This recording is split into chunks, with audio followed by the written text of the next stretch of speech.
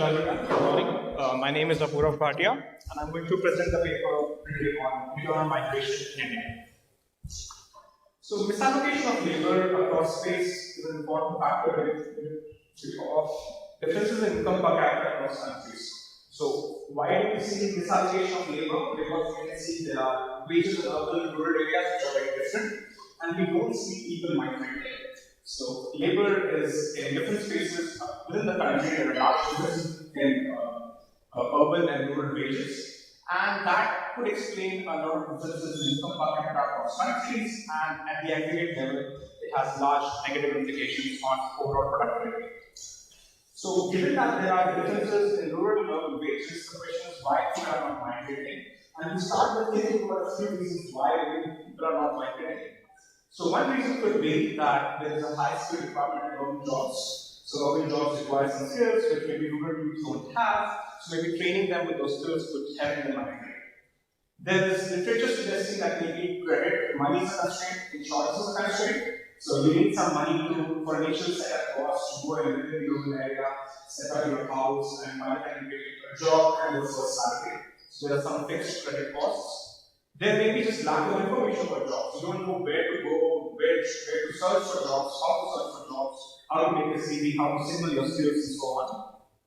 And you could also get also non-monetary costs of migration. Simply, you are missing your family and friends, both in the rural areas, so you're missing your family and friends in rural areas, as well as it's possible that in the urban areas, you want to migrate. You don't have the family and friends. So there's this non-monetary cost of migration as well that has been documented in the literature. The problem here is that it's difficult to disentangle these factors as they jointly determine the migration decisions. So, in this paper, we will try to run a survey or experiment to understand the migration decisions of rural youth before they enroll into a vocational skill training program. So, why we do that? Because it helps us control for or alleviate some of the constraints for migration that we document in the literature. So because this is a vocational skill training program for the rural youth, you're getting all the skills that you need for the urban jobs. Importantly, the skill training program is sponsored by the government. So you don't have to bear any cost of training, you don't have to bear any cost of initial migration, you get a job as well at the end of it. So it's a training and placement program, so it comes to directly job at the end. So it's not about the credit and insurance constraints, these are alleviated by the program. Information as well, in principle, should be integrated. As we learn in the program, we know what jobs we will get, what training we will get. But in practice, a lot of misperceptions exist. And this is where our paper comes in. And we experimentally vary the expectations of the candidates on their job location and salaries. And to do that together, we will be able to document some of the non-monetary costs of migration by using these experimental changes in beliefs to understand how individuals are trading off between location and salary. That will help us give some sense of non-monetary costs of migration. So the context is as follows. It's in context of India. It's EDU skill training program. It's a residential training and placement program. It focuses on rural youth between the age of 15 and 35. There's a mandatory coverage of females and disadvantaged groups. How is it different from the other skill training programs? It's shifting the emphasis from training to training and placement, and there's a mandatory coverage, a mandatory placement of at least 70% of the candidates in given batch for the training provider to receive funds from the government to do all these activities. It also covers all the costs of accommodation and training. And we are trying to understand who is coming to the program and what their expectations are. So we go to mobilization camps to undergo the recruitment camps to understand what expectations people have for labor markets. So these programs, the recruitment programs, the mobilization camps, are organized both in the government and private players. So the government players come and organize these camps in the rural areas. They are organized usually at the village, or block level. The private training center providers also invited to the programs, so they can come and tell candidates information about the training center, when the training is starting, where the training is, what the training is, and so on. And together they can help individual candidates learn more about the training program and the placement. This is what a mobilization camp looks like. So this happens in a rural area in some room where you just gather some candidates or local area. In the picture, you can see this lady who is a government official, and she is trying to first give the information. She does the introduction, she gives the information on what the training program is offered by the government. Then a private player comes in, the private training provider person, who would tell about what the training is, where the location is, and so on. And then we do our surveys where we try to understand their beliefs and expectations. And I took this picture, so that is the picture. So we do these camps, we do this research in collaboration with the Bihar government, and we attend mobilization camps across multiple districts between December 2019 and February 2020. We survey about 876 candidates from 63 mobilization camps. To give you a sense of the sample, the average is 20 or 58% females, 30% of the candidates came from SCST background, 45% from PCs. Initially, they had a very high probability to join. So when we asked them, are you willing to join this program? They were super enthusiastic, almost 80% said, yes, we want to join the program. So it shows that the organizers of the camp are actually finding the right candidates who are interested in the program and who match the criteria of the program as well. Almost 74% of the camps were attended by the private training center, private training center mobilizers, but all the camps have the of government player who was organizing these camps. So there's going to be a variation in the level of information that's used there. So what do we do? So once the introductions happen at the mobilization camp stage, once the introduction happens for the government and private player, we come in with our surveys. And we first try to understand what priors they have on the job locations and salaries if they go through this program, and eventually decide to take the training and go for a placement at the job. Then we do the intervention where we give them a correct set of information on what the job locations and salaries are. And then we again get their procedure fees on labor markets. Then we follow them up 1 week later, when we again try to understand what beliefs they have about job locations and salaries. And then we follow them up again 4 weeks after the mobilization at the baseline to again understand what their procedure beliefs are, whether they've taken admission to the program or not. So why this 4 and 1 week? Because usually the organizers of the camp, they follow the candidates for 10 days only, and then sort of give the candidates if they're not interested in the program. So we try to understand the beliefs at the 7-week margin, 7 days margin, and 28 days margin, to understand exactly what their beliefs are, and just to make sure we capture all the candidates and their labor market decisions. So once they enter into the camp, and once they start the surveys, we randomize them into 4 different groups to deliver the information. So there are 4 different groups here. The control group gets the basic information video, which just shows you what the training center looks like and so on, what the jobs would look like. The treatment salary groups, then suddenly after the basic information video gets another short clip, which shows the exact distribution of the salary that you can get from the program. The treatment location group gets the exact distribution of the location, and then the treatment salary group gets both the location and salary distribution and the basic information video. So how do we collect the beliefs? So we do that as follows. So for the location, we ask them, after the training, if there are 10 people like you who get a job, how many will get a job inside of the state, so inside of Bihar, and how many will get a job outside of the state? For location, we similarly ask, if there are 10 people like you who get a job, how many will get a job between less than 6,000 rupees per month, 6 to 8,000, 8 to 10, 10 to 12, and then 12,000 rupees per month. So they have 10 members, and then they divide these members into different groups, and that's how we try to understand what their beliefs are. So we collect the prior beliefs, then we do the intervention, just tailor to the credit of the candidate, and we give them the right information on the information on the beliefs. So this is how we do it. So essentially, the video shows something like this after the basic information video. The females see 10 females like that, and we ask them, okay, how would the distribution look like? The left is inside the state, the right is the outside of the state. The video proceeds as follows, so the colors change, and then these female figures move in these different bits, and they understand what the labor market is like. Similarly, for the men, we show them the exact beliefs, and then for location as well, same thing happens, 10 figures fine, and through the video, we place them in different bits, and they get a sense of what the salary distribution looks like. So the video also says that there are 2 out of 10 who get a job less than 6,000, and about 5 get a job between 8 and 10,000, and nobody gets a job above 10,000. So we're just reinforcing all the correct beliefs on the distribution side. And after doing follow-up surveys, we also ask them whether they have taken admission to the program or not.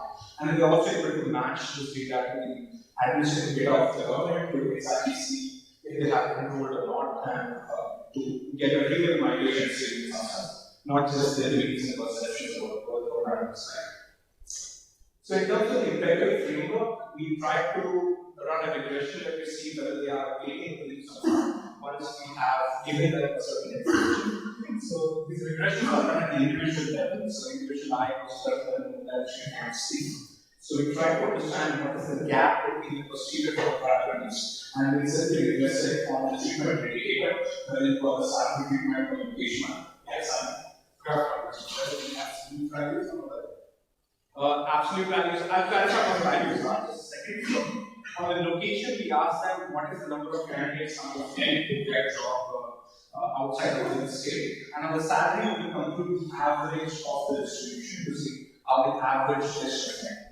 So we take the gap between posterior and prior and we regress it on an indicator variable for value of the treatment salary location. In the second regression equation, we try to also see whether there's a heterogeneity by receiving both the salary and the location treatment as well on how they are paying their rates. So it is the absolute value. It is the absolute value, yeah.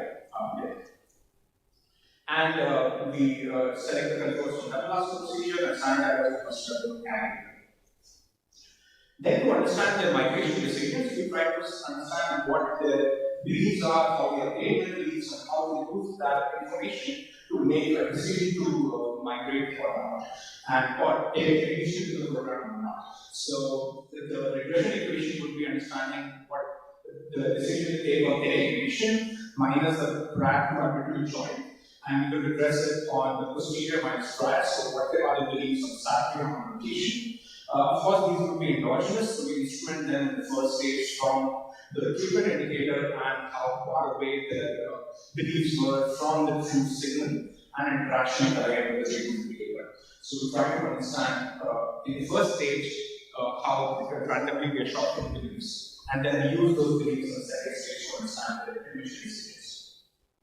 So moving on to the results. So this first figure shows you how the location beliefs are related post-intervention. So the left-hand side of the figure, you can see pre-intervention, both the treatment and the control group have almost similar beliefs. So the candidate believes there's a 45-50% chance that they will get a job outside of the state, and there's more likely that they'll get a job outside of the state. The black bars are showing you what the reality is. So in reality, there's more than 80% chance that they will get a job outside of the state. But you can see the beliefs are far away from the truth, and it's almost similar to the control and treatment group. Post-intervention, you can see only the treatment group is shifting towards, they're shifting the beliefs towards the signal, and the control group almost stays to their own belief and goes to change. This table is then showing you the same thing in the regression form. So if you start with the first column, the individuals who got randomly the treatment location, who got the right information, they shift their beliefs, they put more candidates in the outside the arm. So they are putting almost 2.5 more candidates in column 1. This is on a prior which was 4.4, and the control variable, as you see, does not shift their beliefs at all. So just very small marginal increase in the beliefs of the control group. But the treatment group significantly puts more 2.5 more candidates in the outside the arm. The column 2 is showing you there is no heterogeneity on whether you got the salary as well as the location, and there is no cross effects. Essentially, seeing the salary information does not make you update the beliefs on the location as well. Then you can see in the column 3 to 6, these are beliefs that they have 1 week and 4 weeks later. So you see a sudden drop in what their beliefs are towards their priors, and that almost stays the same throughout the regression. So we try to understand what the sudden drop is. What we find is that it's the treatment group which is shifting their beliefs back to their priors of it. So you can take one order that up to the parents, but it's not the control group which is updating the beliefs. So we don't see any spillover effects that the treatment and the control group are interacting and they come to a middle ground. but the control group does not contain the beliefs so much, but it's only the treatment group which is displayed going back to the cortex. So it's a bit of a memory recall that's coming in, and that's leading to a drop in your beliefs. But then these are significantly different beliefs for the treatment and the control group that stays up until 28 days after intervention. On the salary, we see that again the left side of the figure is showing you how the beliefs are for the treatment and control group, number of candidates they put in each stream. You can see it's almost similar between the treatment and control group. The black bars are signal, so there are two signals, so it's kind of pear-shaped normal distribution. Majority of the candidates are getting a salary between 8 and 10,000. Post-intervention, only the treatment group is shifting the beliefs towards the signal. The control group stays almost the same. And you can see a shift in almost everything. So it's not just the individuals who had the lowest and highest expectations, but again, everyone is shifting in their beliefs. The same thing in a regression form, so those who got treatment salaries in the scale by 1,000. So those who got treatment salary, they reduce their expectations for salary by almost 1,400 rupees in column 1. This is when their prior observed that the average salary is 9,700 rupees. The second column shows that again no heterogeneity by the name of the treatment sample and the patient as well. Column 3 to 6 again show you that the treatment group still has significant different beliefs compared to the control group. They are more closer to the truth. They expected lower salaries now, and there is again a memory recall effect. And the control group is again not updating the beliefs, no spillover effects. It's just the treatment group of the memory recall effect having some lower beliefs and going back to the prior study. So far, what we've seen is the information intervention was successful in making the individuals update their average market beliefs. We also collect information on what their personal beliefs are. So, in surveys, we also ask them, do you expect to live outside of their home state 1 year later if you participate in the program? And what will happen in the counterfactual situation if you don't take part in the program, both for salary and education? And what we find is that our intervention was able to make them candidates update their personal market beliefs as well. So, and this shift is only coming from changing the expectations and not our fractions. So, not changing their worldwide belief of what the situation is. They are also revising their personal beliefs of what the labor market situation would be for them, and not just of what the average rank is. So, the last question is now if the intervention was successful in making them change their admission decisions or not. This is how the results look like. So, let's go row by row. So on the salary, what you see is that if an individual puts 1,000 rupees less in their posterior than the prior, so they're bringing back their expectations because of overall performance. If they're bringing back their expectations to the truth, if they're putting 1,000 rupees less, there's a 2.1 percentage point chance that they will not take admission, 2.4 percentage points by the second column that they will not take admission, so the posterior is less than prior. So interpreting that as not taking admission. This is on a control mean of 19% to 24%. And we see that on the location as well. If you put one more candidate in the clear outside the car, posteriors are higher than prior, then there is again less percentage chance that we will take admission to the program. These are not precisely estimated, so these are from follow-up surveys. So the individual such as saying, I take admission to the program, that's fine. But eventually, when we match the sample to the admin data, that's when you see the mean dependent variable drops a lot. So if they were saying 19 and 24% chance that I take admission, in reality, only 10% of control to admission. So it took care of the measurement error that we had in the follow-up surveys. And suddenly, the standard errors become smaller, point distributions are almost there. And what we find is that 1,000 would be less expectation of salary, which is 2.4 percentage point less chance that you take admission to the program.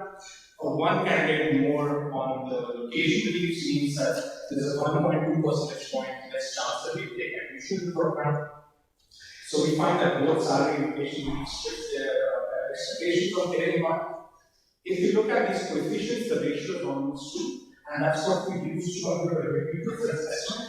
So essentially, if you want to put one more candidate outside of the card, you need to increase your salary by almost 2 times, and these are scaled by 1,000. So putting one more candidate in the outside the card means increasing the salaries by 2,000 rupees. and that's about 24% of the average salary of the program. So, to just conclude, this paper finds that this paper tries to understand what beliefs disadvantaged people have in terms of taking admission to a stability program. We find the average candidate was very optimistic in the beliefs. They were expecting a job closer to the home state, and they were expecting a very high salary, 80% high salaries. We did a randomized evaluation where we tried to make them update their beliefs and find that it makes individuals less likely to take part in the program. Repeat preference estimates suggest that rural job seekers require almost 24% higher salary to compensate for the 10% increase in probability of working outside the state. So that gives us a sense of the non-monetary cost of migration. And just one last point that I'm going to enter. In this case, incorrect information was making them more likely to join the program and take part in the program and then eventually drop off. But correcting those beliefs and is making them less likely to take part in the program. So non-monetary costs is now making them less likely to take part in the program. That's it. Thanks so much.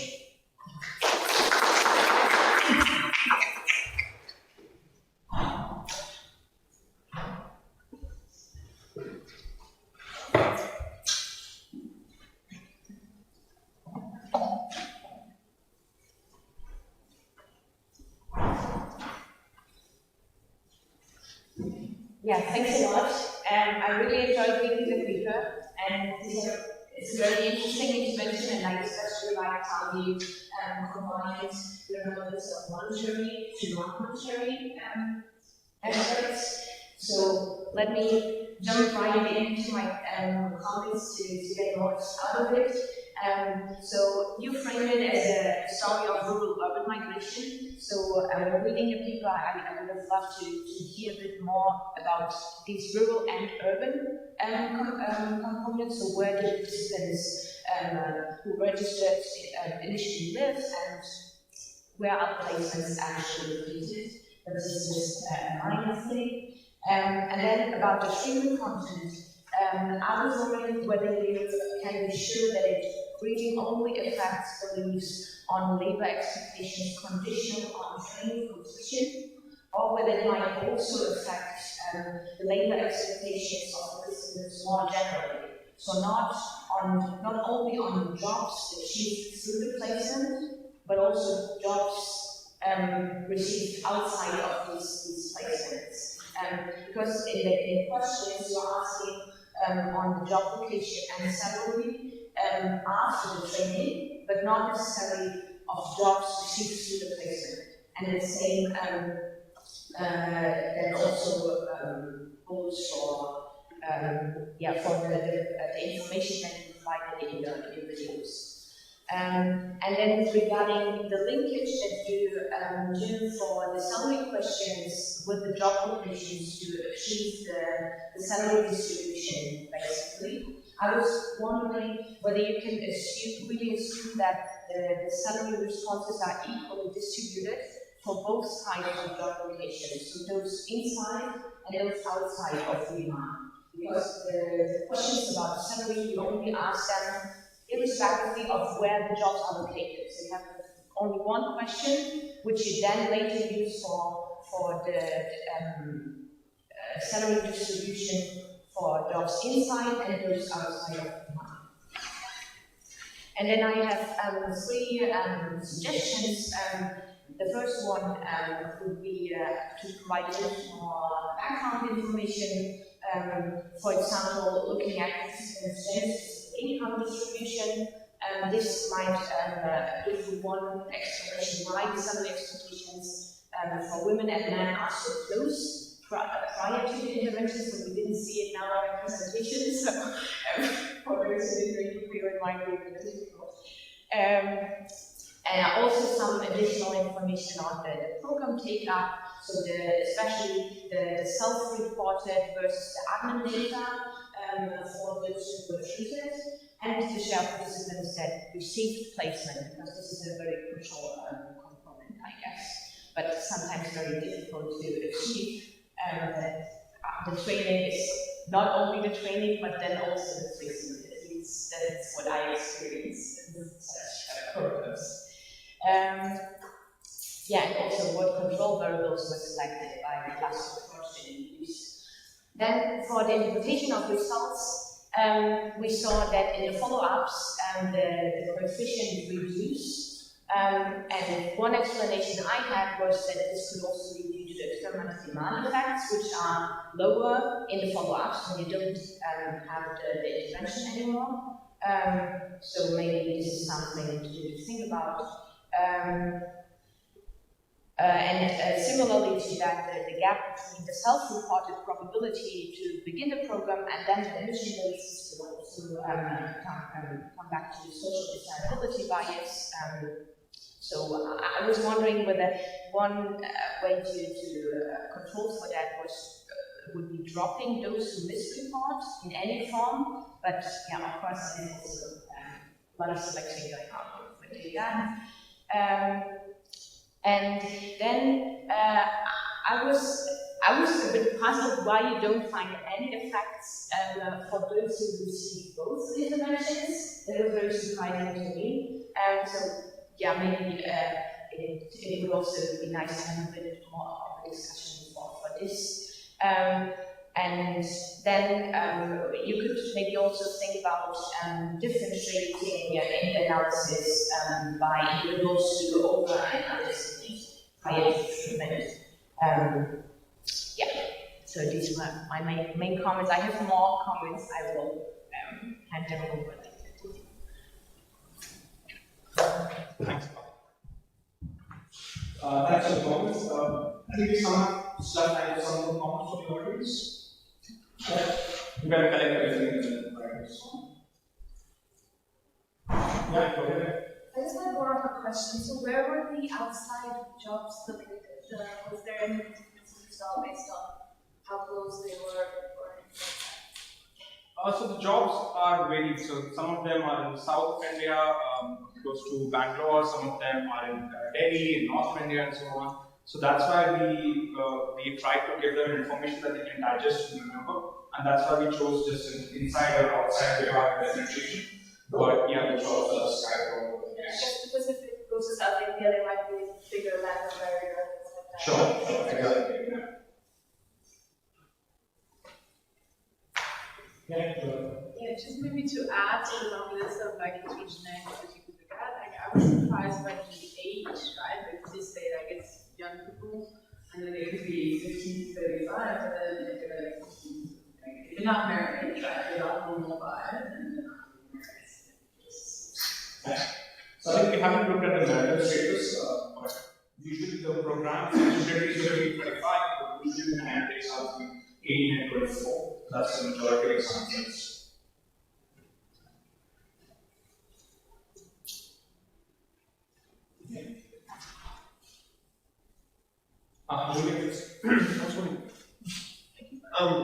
Do you have any prior on the type of jobs that they expect to take and see? Like, would their wage expectations be correct for the job that they thought they would get? But maybe there was some misconception of like what skills they would need, and so they're just going to different classes of jobs, so like conditional on type of jobs that perceptions were correct, or? No, exactly no. So we again this is about costs, we can simplify information given to them. So the jobs can vary, there are different rates that you can take part in. And there's slightly different wages across trades, but not different. So we won't ask any information specific to the trade. Essentially, how the experiment was done is that we got a call that we are having a candidate who came from who was very useful in that. So, and often we had no idea which mobilization was, which trade was going to be mobilized for, and so on. So we could not prepare in some sense to get the true, and also to get the true information specific to each trade for the information trade as well. So we had to go with an average from taking part in the vocational trade program. Nice.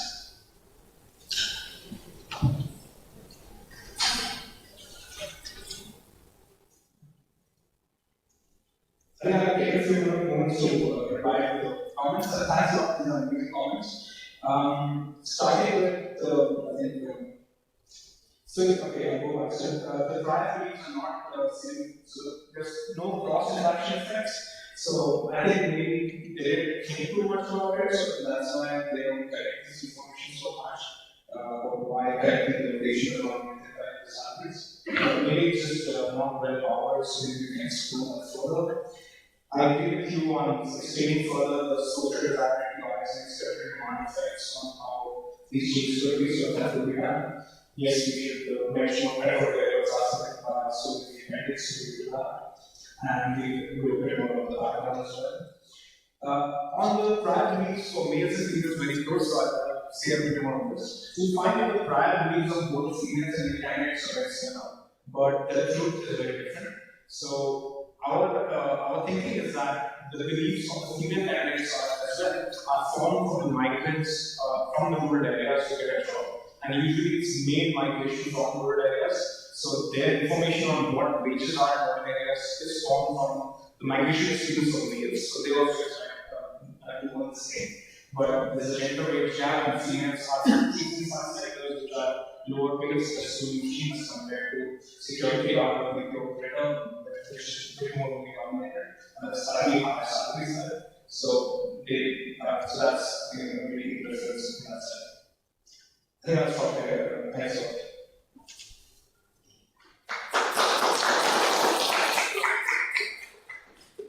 Okay, advice is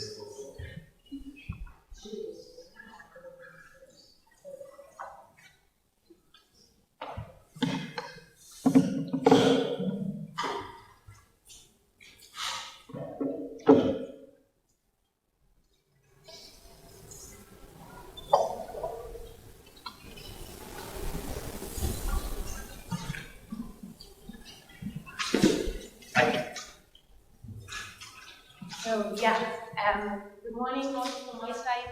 I'm going to present you joint work with Bernd Weber and Kara Ebert on an information experiment that we conducted in Ghana and Uganda in 2021.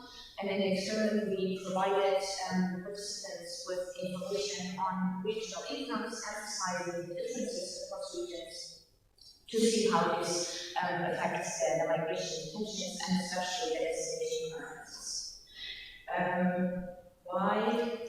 Why did we decide to do this experiment? So internal migration is a global and very prominent phenomenon. Globally, 1 in 8 people are internal migrants, and also in our specific study setting of Ghana and Uganda, internal migration is very prominent, with 25% of the million household has living in the region of birth, and in Uganda is 20%. Economic theory would now predict that without any frictions in place, these migration flows should manage any differences across regions over time, but as you already saw in the previous presentation, this is not the case. So, for example, in terms of income, large gaps remain within countries, and not only between rural and urban, what we saw earlier, but also across urban areas.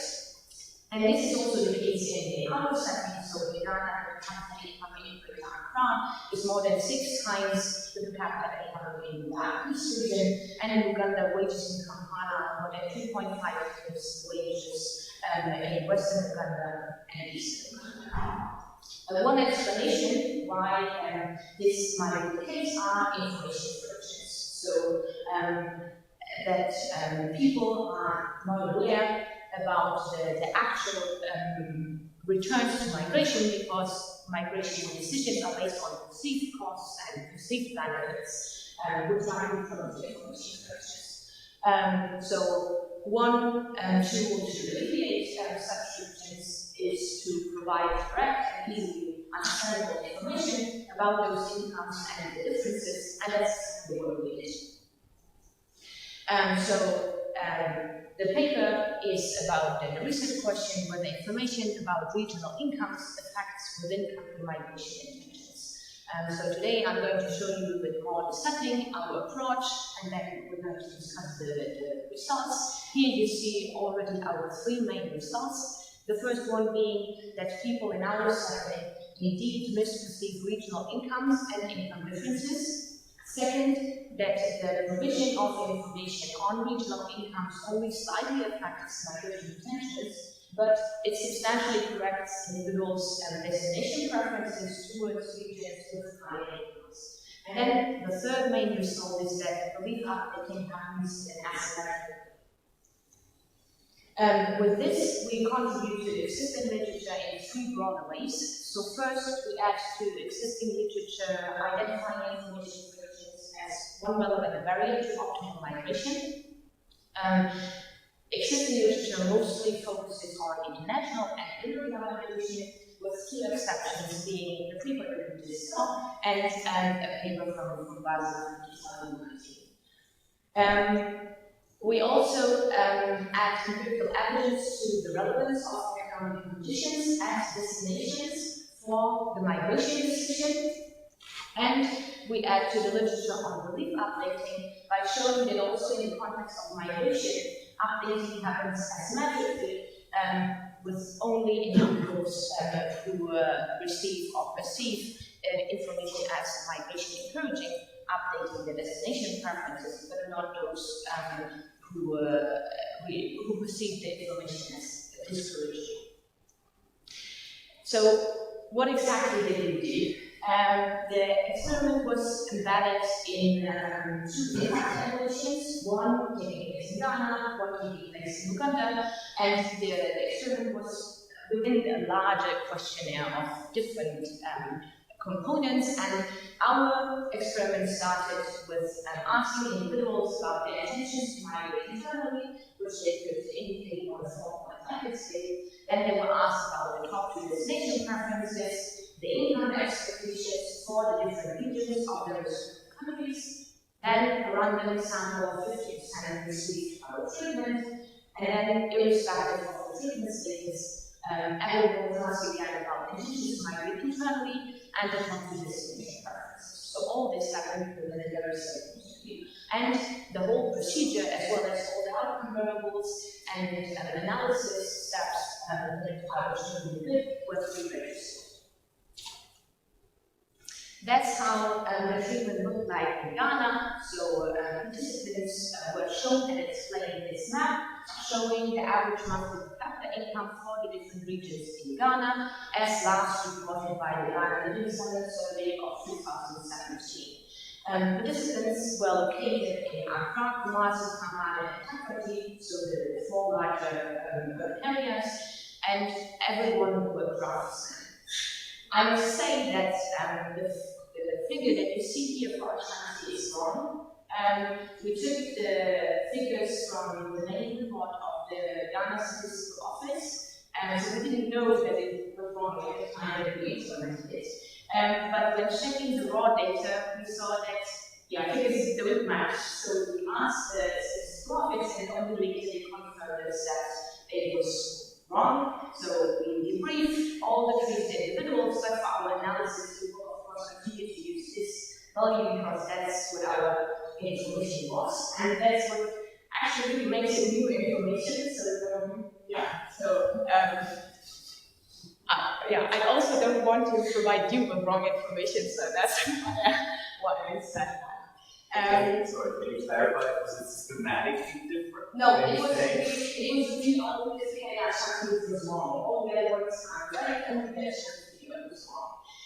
I can only speculate why this happened, but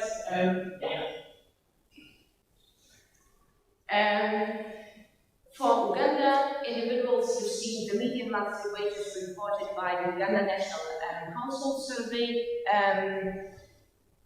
And as the interviews took place during the Uganda lockdown in 2020, they were done by a phone, so we couldn't show a map. Instead, the enumerators explained the information verbally, and again, all participants were craftsmen, and they were distributed across all 5 regions of the country. So as you see, in our information experiment, we really concentrate on income, but of course, income is not the only relevant aspect within the individual's migration calculus, but existing literature has shown that it is a very important one, and for us, very important. It is one of the few dimensions for which official regional statistics exist, which is especially difficult in the context of developing countries, and for us it was very important that we show official statistics, so not anecdotal evidence. We also decided to provide average income information despite having this sector-specific sample of craftsmen, because like this we ensure that information is also relevant for individuals who do not work in the construction sector, and we can also show that cross-sectoral income strongly correlates with the sector-specific income as well as with the income of our specific studies. Before I go to the analysis, let me first show you what individuals actually perceive income levels to be in the different regions. So the graph is very similar to what that you saw in the previous presentation. The bars indicate the average expected values for the different regions, and the black dots indicate the true income levels. For Ashani, you see the correct one. So this is not the wrong one of the information experiment. In the upper graph, you see the expectations for Ghana, in the lower one for Uganda, and you see that for both countries, individuals overestimate on average the income levels, with overestimation being much more pronounced in Uganda, with the overestimation sometimes being more than double the size of the true. And this is not only the case for levels, but also for differences. So here you see how individuals' expectations about differences between their home region and potential destination regions differ from the true differences. For the analysis, we are going to use this simple structure always. So we're going to press post-treatment outcome on the treatment status, controlling for pre-treatment outcomes, and second treatment control variables. We have two main outcomes. The first one being migration intentions, measured on the 4-point Likert scale, varying between 0 and 1. And then we have a set of 4 outcome variables for the destination preferences, one being a dummy for selecting the first and or the second preferences according to the true income maximization. We have a continuous variable indicating the logarithmized income at the destination. We have a category variable indicating the income ranking of the destination, and then we have another dummy for selecting a higher income region than the individual's home region. And whether our experiment, whether the information that we provided actually is new information or not, strongly depends on the individual's prior expectations about incomes, and that's why we will always look at 3 different samples. So we will look at the total sample, then we will look at the sub-sample of individuals who initially underestimated the maximum possible income differentials through migration, and then we will look at the individuals who initially overestimated the maximum possible income differential if migration. So here we see the results for intentions. In all tables, the first 3 columns will refer to the results from Ghana, the last 2 columns to the results of Uganda, and then the first column in each country, for each country is the total sample. The second column of each table is the subset of individuals who actually underestimated, so those whom the maximum cycle income differential should have increased as a response to the treatment, and then the third column are those individuals who initially overestimated, so those whose maximum income differential should have reduced due to the treatment. So we see for Ghana that neither in the total sample nor those who overestimated we don't see an effect on migration intentions, but we see that those who initially underestimated significantly increased their migration intentions by 1.5 percentage points. And for Uganda, we see that migration intentions reduced in the total sample, mostly driven by those who initially overestimated. Now, for the destination preferences, we see in both countries that the treatment led to a significant correction of destination preferences towards regions which maximize the income rates. And we see this, although we see this in the total sample for both countries, this is strongly driven by those who initially underestimated. So we don't see a significant effect for those who overestimated. Here in the first table, you see the results for the first destination preference, where we see these significant corrections, while we don't observe significant correction for the second destination preference, and therefore also looking at those preferences. The very same effects can be observed when looking at the three alternative outcome measures for destination preferences, which I won't discuss because it takes some time. We also run multinomial log regressions to see towards which destination they change their preferences to, and we see that it is indeed the regions for which we show down the highest income, so Ashanti, and then Ghana and Uganda, and we see that the significant increased probability in the total sample is driven by those who initially underestimated, while those who overestimated see. In Ghana, we had the opportunity to re-interview study participants approximately 18 months after the implementation of the experiment, and we see that treated individuals continue to have increased probability to select their destination preferences according to the true income maximization and to destinations with higher income in general. However, we don't see an effect on action migration.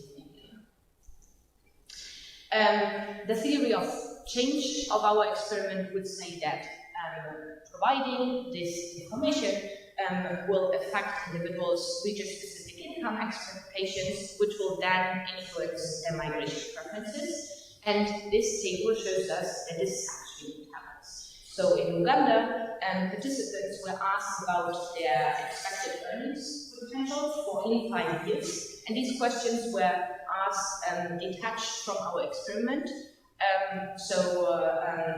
It was several questions, unrelated questions were in between, and we see that treated individuals report a significantly lower expected earnings potential for in 5 years than control individuals, namely by 78 Ugandans.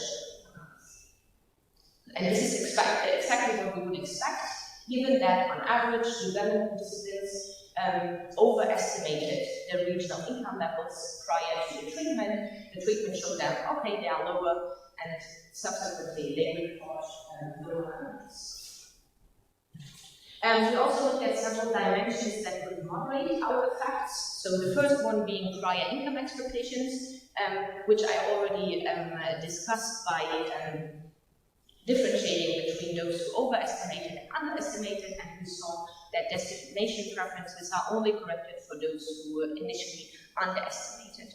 We also see that only individuals with slighter deviations of their income expectations update their intentions and destination preferences, whereas those who have initially very far off, kind of unrealistic expectations don't update. Another moderator could be prior migration preferences, but we don't observe any significant differences between individuals with high pre-treatment migration intention versus those with low pre-treatment migration intentions. And then finally, understanding of, trust in, and perceived relevance of the provided information might also play a role. Here, the consistency of our results, especially when differentiating between those who overestimated and underestimated, already show that it seems that they actually understood what we showed them. And in Ghana, the follow-up study also shows that 1/3 of the treated participants remember the infographic 18 months later, and the majority of those who remember the information also indicate that the information was trustworthy and relevant to them. We also checked whether we see any differences in the effects across individuals with higher cognitive skills versus those with higher versus lower cognitive skills, or across educational levels. And here the results don't suggest that one of the subgroups updates more consistently than another. So to conclude, we find that in other studies that knowledge gaps on regional income differences continue to exist in terms of regional incomes.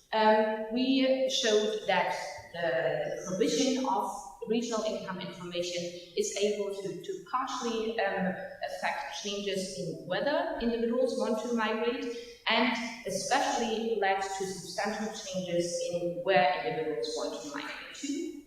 We showed that belief updating happens asymmetrically and depends on whether information is perceived as encouraging or discouraging migration.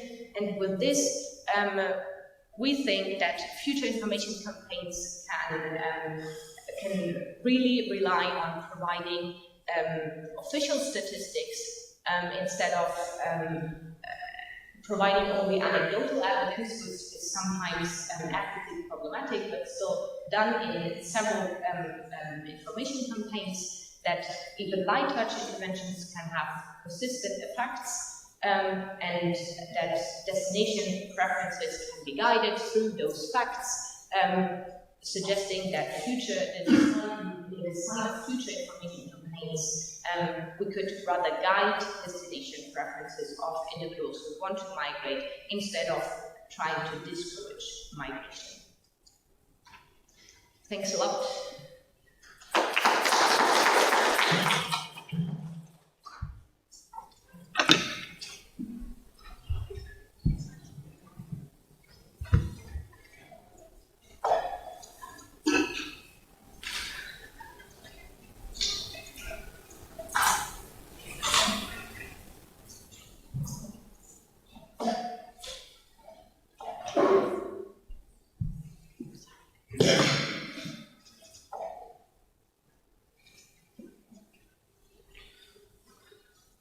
Okay, thank you very much, Sarah, for the very nice presentation. I expected you to just put it very well, large, and that is in line with my expectation. So I will not summarize what you have presented. Just I have very few concepts. The first concept is that we will categorization of responses with those who are identified their expectation and those who are estimated their expectation will use that of median income data as possible. Would it not be better to consider that of sector level way for that of income, just as my expectation was my income very or my area or my qualification or my activity. So not try to show us some correlation between sector level income and that of the overall regional income. It would be better just to consider the sector specific income or waste other topics in the other concept I have is when we make our expectation about income, it is usual that we also put expectation about the cost of living. So to what extent really respondents is entangled their expectation about income with that of their living costs. So we not be better to have a kind of thorough treatment where your intervention is both and our income plus that of the living costs, so that to disentangle the contribution of income aside from that of the cost of living. The other one is just to have a policy implication to what extent representation to migrate to the regional preferences correlate that of the action. So that just to have policy implication. And very much, and I will leave the space for the words just to Italy.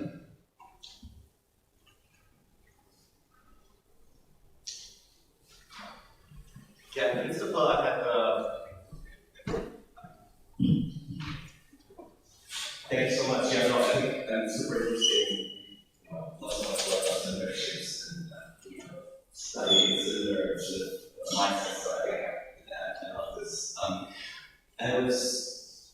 I'm also a little bit worried, I think, about this income treatment because I think Isn't it the fact that I can also go to rural Uganda and talk to people about economies in Europe, in the US, in anywhere in the world, in high-income areas, and without actually providing a more comprehensive picture of the cost of living, the probability of actually succeeding in this destination labor market. I'm giving you highly conditional needs, right? If I talk about an urban area, if I talk about urban Kampala, I'm giving you really conditional needs, conditional on a whole bunch of stuff. If I think about, I don't know, rural Uganda, what is your probability of actually achieving those income gains in urban Kampala is not straightforward. I mean, under what conditions am I able to do this? So I guess I'm just curious if you can talk a little bit more about your reasoning behind this income. I mean, I get that that's data-wise what we could do, but we must have gone through the thought process of not, say, doing conditional expectation on, as you know, Discussant, sector, probability of finding a job, etc., etc. So I think just hearing a little bit more about this, I think we could, because I think, to be frank, I think I almost wonder if there's almost an ethic question around only talking about the benefits and not the costs.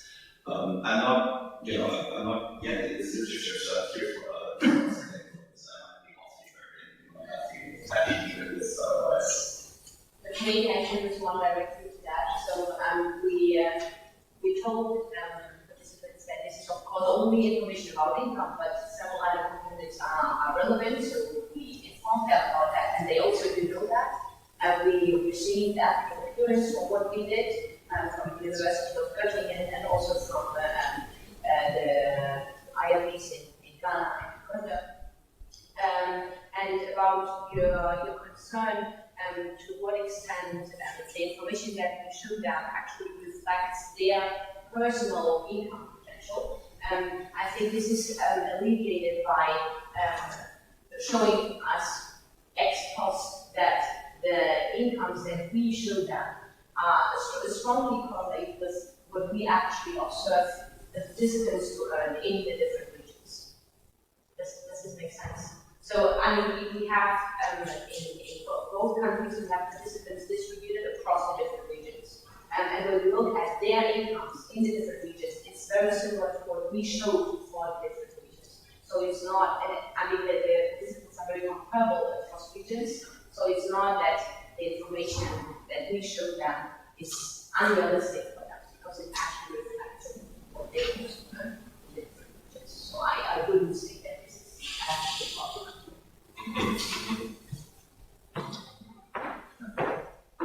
We really need to have so much. So really two quick questions. I guess more related to so one is you're not presenting it as such, but basically your descriptive findings as such go against what's predicted as see. So you're seeing that they're over-optimistic about their earnings in the next other locations. And that telling them about it depending on the context and so basically all your results go the other way from what you need. I don't understand that. Okay, so you when you show the truth and the expectations in both contexts are on average above the truth. Okay? So that means that the misperceptions don't explain why people don't migrate. They should need people to migrate more than they would if they knew the truth. Yeah? Okay. So you're not making a big deal at all. You said there's very few papers on that, and there's another one in context that's similar, and that's exactly the opposite. So that's important. Yeah. So I was just wondering how you think about comparing yourself to that paper. And then the other comment, which is also again related to, I guess, the other issue I was really interested in the way you decompose between choices of migrating at all and choice of destination. I don't think that's it. I thought it was very interesting. And there's like models of the spatial models of sort of of migration. I don't know if you've seen samples yesterday, but this type of nested models where you're thinking, okay, we've got a cost to migrate, and then so one decision is whether to migrate, and then the decision is how to choose the destination. Sorry, it's no question. I'm just saying because they tend to find that people are more reactive. Once keep condition of migrating, people are more reactive to condition of destination. But they might not be so reactive on the decision to migrate. Anyway, so if you could explain that, you definitely have that qualitative characteristic. You need the quantitative, you could compare the results. Sorry.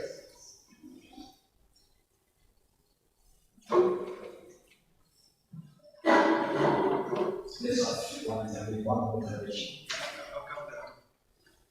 Thank you so much for the presentation. I hope I didn't listen to the presentation from Uganda. So usually, what from experience, well, I guess from my experience, if I'm to think of migration to different districts, we're talking about the general income levels of that district or that region, but not necessarily related to what I want to do. So how do you think the information you're giving was being perceived by different people? Because they all have possibly different skill sets, different preferences in terms of jobs that you give information about general income and nutrition.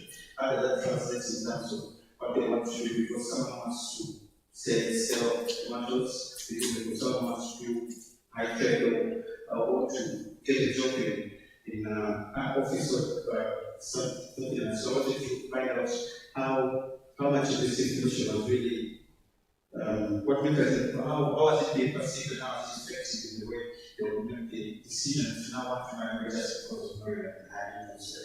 Because in any case, as you already mentioned in your paper, some of these symptoms were already estimated high, right? So if they already knew that in that region the estimates are high, why would they should already just to manage the investigations?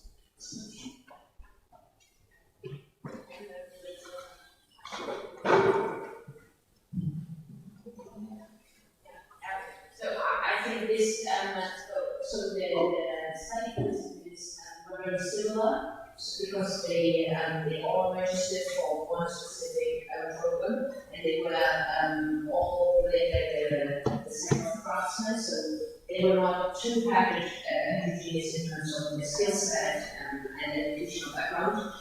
This is one point. And then I didn't show you in the presentation, maybe I should to explain this better. So we see that the incomes that we show is very strongly correlated and very similar to what our study participants earn in the different regions. So, yeah. So could you have, but you're not using that information. No, You're using because we didn't have that at the time of the information. Right. So, No, I understand, but you could have done two-stage. that would have been a bit difficult. And we did the information right at the interview, so it was over several months that they did collections. No, we can talk more. I'm very curious.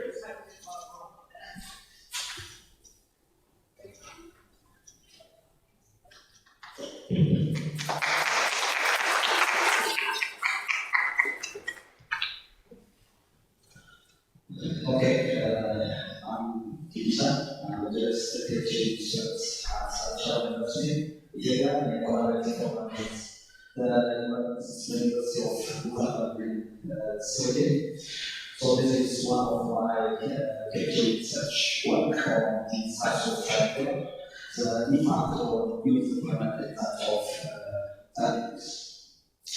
Just my daily research question is to see the impact of childhood engagement in Canada without of youth age, labor market outcomes like that of the poverty job and that of the those just to motivate this research. In continents like that of Ethiopia, very high childhood engagement coexists with that of high youth unemployment as well as that of adverse general labor market outcomes. For instance, in Kenya, 71% of children in the age of 5 to 17 are engaged in different household chores, while 81% are involved in economic activity or unpaid. At the same time, youth unemployment is having a double-digit rate with high prevalence in urban sector. So I'm wondering why child labor, given that youth unemployment is also there. So this is just my interest to investigate. It has been done to link child labor with that of labor market outcomes. There are some related studies. For instance, the study by Mercer South Behind looked at the effect of child labor on adults. And it's not based on retrospective information. There is also another study by Bruno and Naneni, just that link child labor with that of employment, again, including adult. More specifically for my case is the study by Miguel and Fergus, who looked at the link between child labor and that of youth wage employment matching in that of consumption information, and considering use of the maximum age of 18 years old. So in this regard, my contribution, on top of adding something to that of the scant labor market, sexual activities, child labor, with that of youth labor market, outcome, my study specifically including in terms of the data used. I'm just utilizing pattern data of 3 years.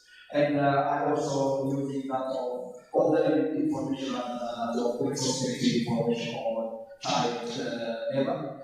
I capture both the intensive as well as the extensive mapping of labor market outcomes, like studies which either focus on the extensive margin or that of the intensive margin.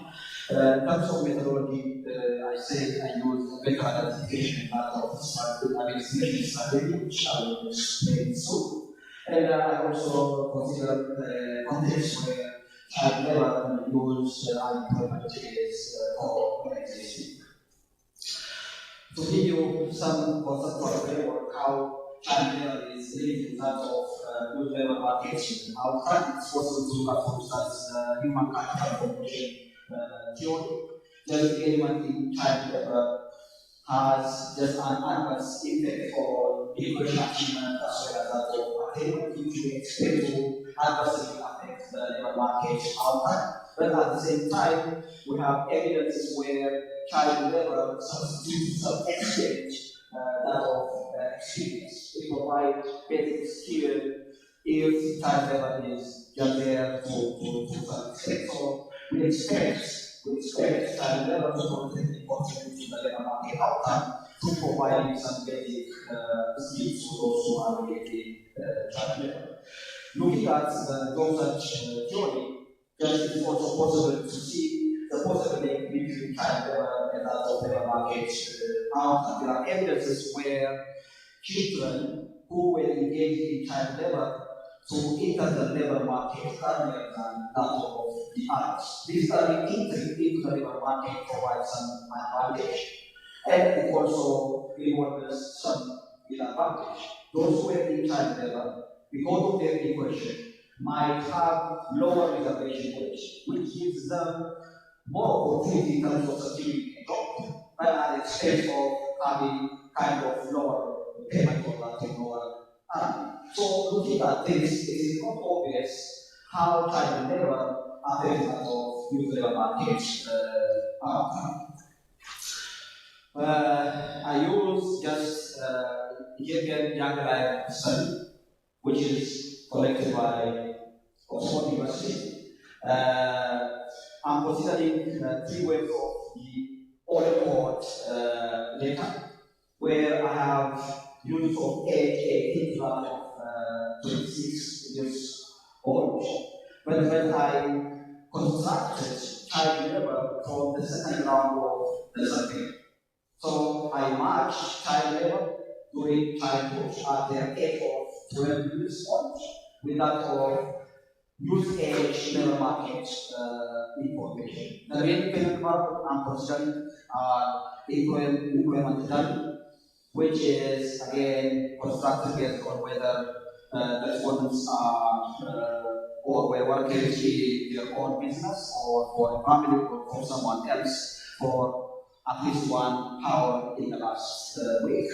I also use annual earnings as another outcome variable where this annual earning is the net monetary value of employment from either self or family or that paid work, which is compensated in terms of cash as well as not of in terms of talent.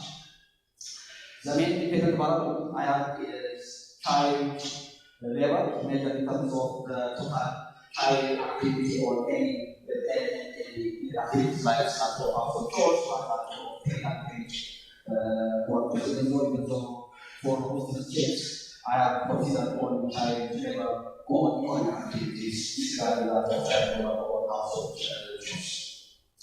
I have used incidents of weather shock, which I constructed from exposure to droughts, flooding, erosion, and frost to instruments for that of child labor. So what I did is just I used weather shock during childhood as an ID for child labor during childhood.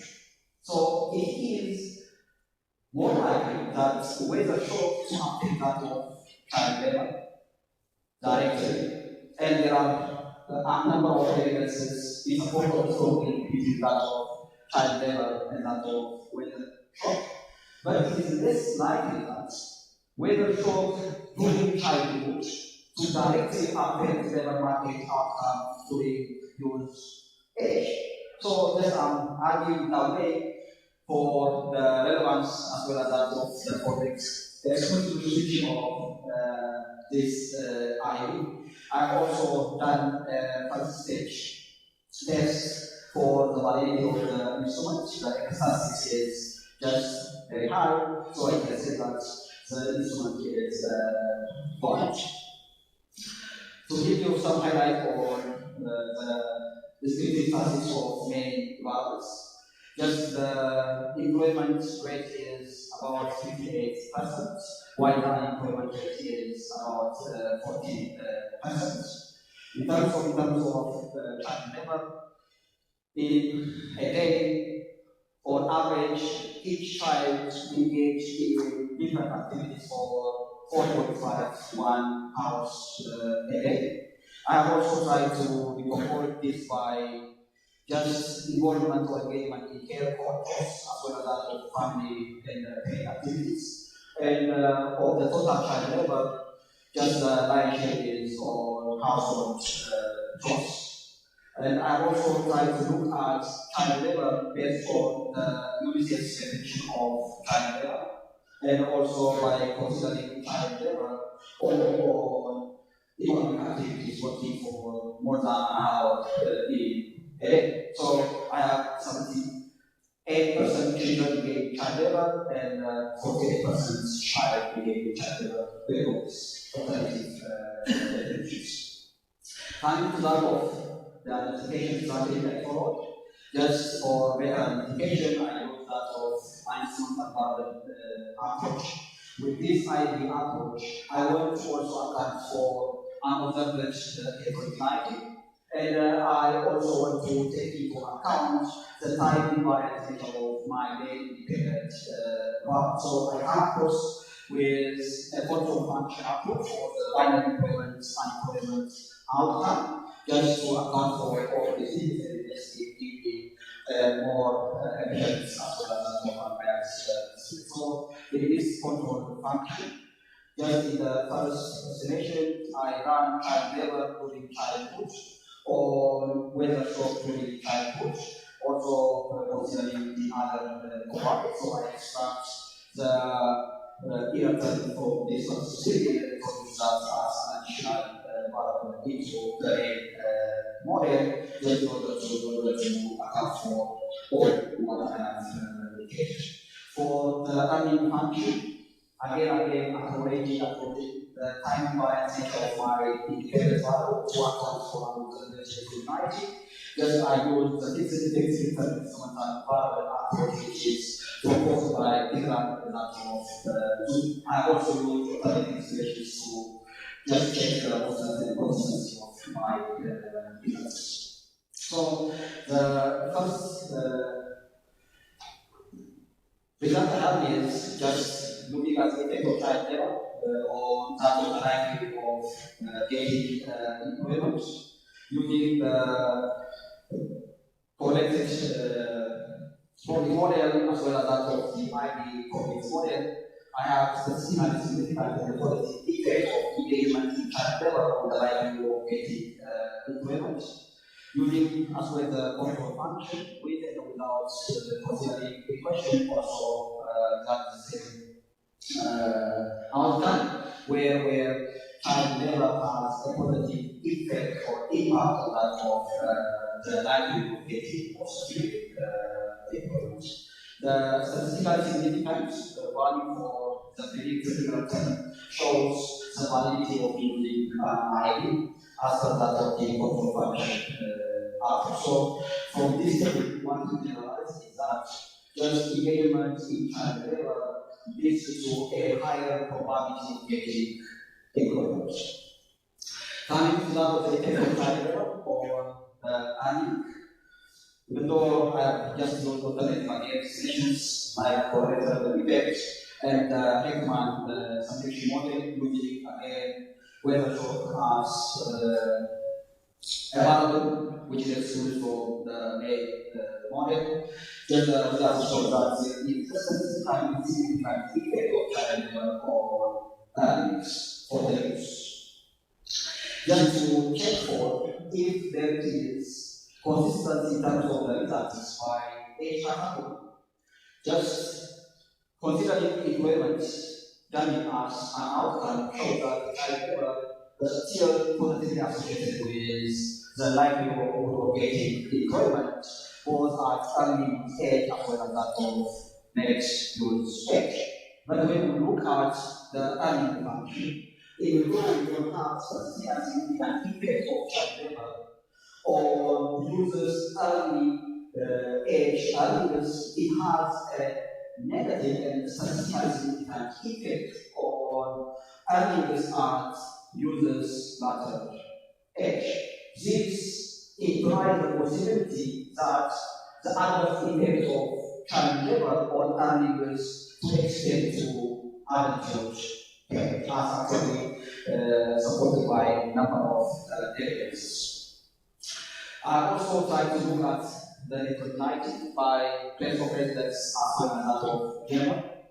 But still, the effect of child labor on earning is found statistically significant, but the effect of child labor on the likelihood of getting employment is still statistically significant, except for in rural areas where the minority engage in agriculture. Just I have done kind of robustness checks. Rather than just considering employment dummy, I have used an employment dummy to check the consistency of the results and just child labor is negatively associated with that of the likelihood of being unemployed, which is consistent with that of the requirements. Other than using the entire child power as a layer of child labor, I just use only child labor or economic activities to capture child labor, and the result is pretty much similar to that of the previous findings. But still, using child labor only on economic activity has no statistically significant effect on that of earnings. I've also done kind of checking the channel or the mechanisms of which child labor is affecting that of the labor market outcome. Just I considered employment a risky or hazardous kind of job, and to see the kind of knowledge or effect of child labor with that of employment in hazardous labor. So there is statistically significant positive effect of child labor in providing the use with that of more of vulnerable kind of employment. And just again, child labor is negatively associated with that of inequality, which might have an adverse effect in the long term, even though we don't observe the effect of child labor on earning in the short term or during those age. In conclusion, just child labor that's in a high likelihood of youth employment, which is complemented with that of high employment in vulnerable or risky kind of jobs. And again, child labor is negatively associated with that of education attainment, which again might have an adverse effect on the labor markets outside of the other two people will have during this age. Child labor adversely affects this, but only at later age. So the government should put in place some sort of intervention to protect vulnerable kind of employment in the form of safety mechanism or insurance. Child labor should be discouraged, even though the legal seems contributing positively towards the likelihood of users to have employment opportunity. I have shown that that kind of employment is risky. So the government should have some measure to discharge child labor. The education system should also be matched with that of the labor market. I came with this recommendation because just in one of the things you might have seen that education is negatively associated with that of the likelihood of getting employment, which is actually supported by some evidence in Ethiopia as well as that of Ghana, where the unemployed are more of dedicated users than that of uneducated one. And I thank you very much.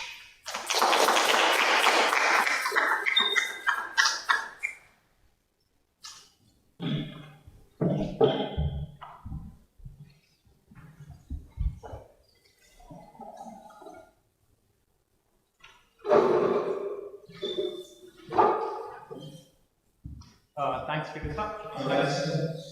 I think the paper is much more clear by seeing the presentation and when I read it.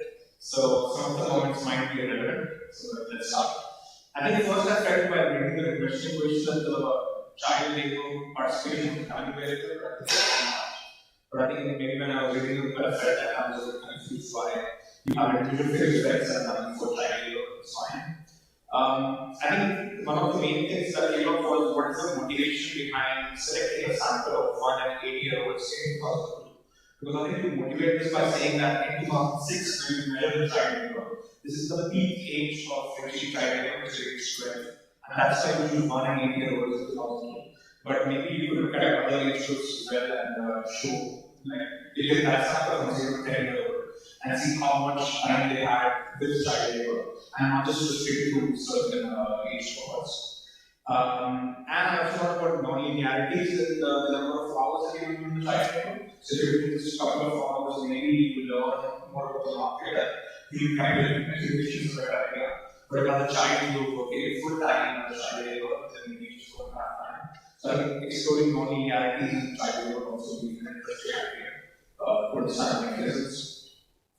On the sample, so I was also wondering about how weather shocks could lead to migration out of rural areas. So we could see that from latest surveys about Savannah data, we could comment a bit more on it. Similarly, with the current data, you can also see attrition with future rounds, and it's related to the baseline characteristics on if you are a child labor in the initial rounds already, will you see already see some attrition or attrition in on the IV, I think you could clarify statistic what it is and show the first stage and reduce concentration as well, maybe in appendix. I felt on the OLS and the IV, there's a big jump between what you see those differences, there's a big jump between OLS and IV, so we could talk a bit more about that. In the table 5, I saw the heterogeneity by gender was very interesting, so I think you have a very high coefficient for females and for females it's small. So you could explore why that gap exists. And also, if you see the youth employment, how it is different by gender, because the products used by China are also quite different. So our large effects are by Russian industry. I think the rest we have some comments on writing, so thank you. Thanks a lot.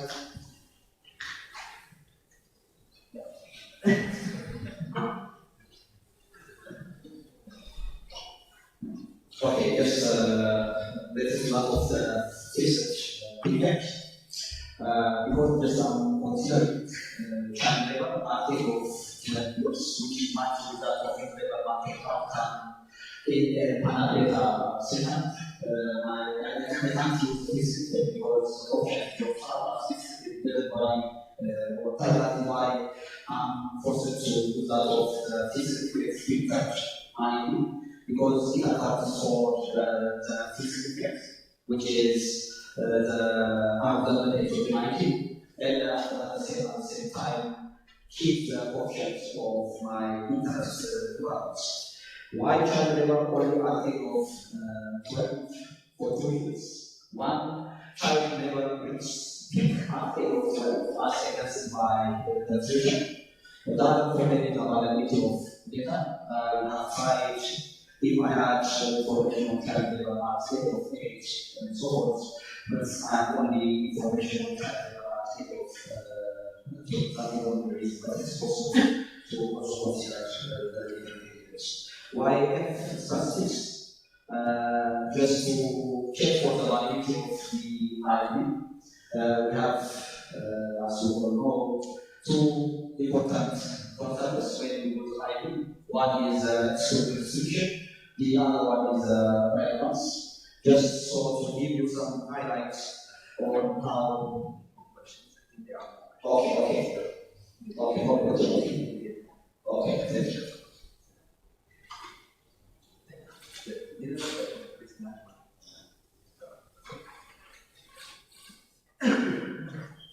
Thank you. Well, just a couple of questions thinking about the more sense, how do you think about health as well, most of the channel?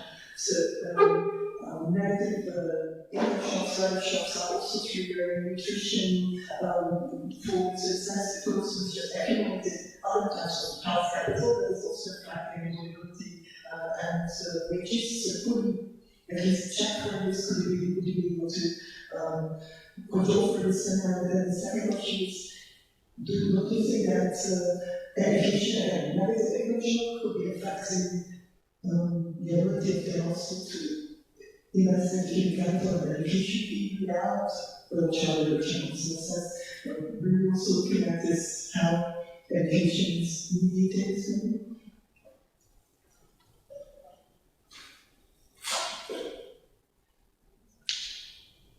Exactly the same two questions. Sorry, yes, it is definitely especially given the hazardous relation that it showed. So I was just wondering, because you see this negative effects on the environment coming up as people grow older, as if that might be helpful, and then there's education and that's a concept. Then, in the sense of some of the children who actually did work and were in education, now they're getting some of them unemployed, now some of them getting jobs. And so, I mean, it's investigating it's not actually just that it's not where thing, but one has the feeling that it's just starting in the sense that when you're about the rules and the related terms are going to repeat that over time. So I don't know. Everything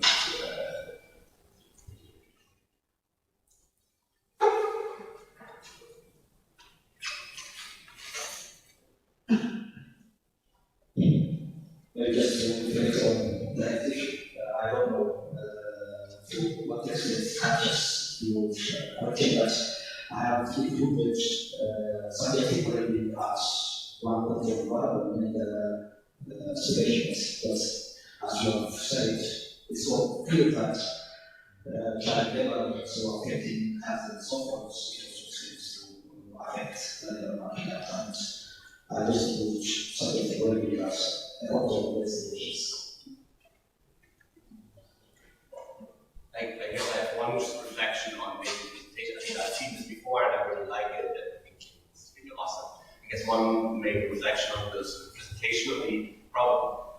I'm curious what other people think. You should chat with everyone, but it might be to focus more on one estimation approach, but then give us more richness in the heterogeneity of gender, give us more richness in terms of the mechanism, and to draw out more clearly the storyline there, which you can do by skipping some of these other estimation methods. You probably want to land on one that you like the best, and then sort of draw out more of the story around that estimation. Maybe quickly on the estimation. So it's difficult. The IB is difficult, right? Because the exclusion restriction probably that's part of it. But then, so yes, whether you had. So I feel like the health channel. We talk about every dozen other channels. So maybe the IB, if you have to choose with the IB strategies, it might be the weakest point in that sense. And so if you mostly do reduce forms, but then look at all the possible outcomes, including some that you're including as controls, which since the outcomes that you could be looking at them as well, like subjective well-being sounds like a very interesting outcome per se. And then you can always do sort of mediation analysis, which I think was where Christian was going. You see what drives what. Maybe it would be more agnostic. There's putting less structure in the data, but also maybe making less assumptions about the interconnection. That's my opinion.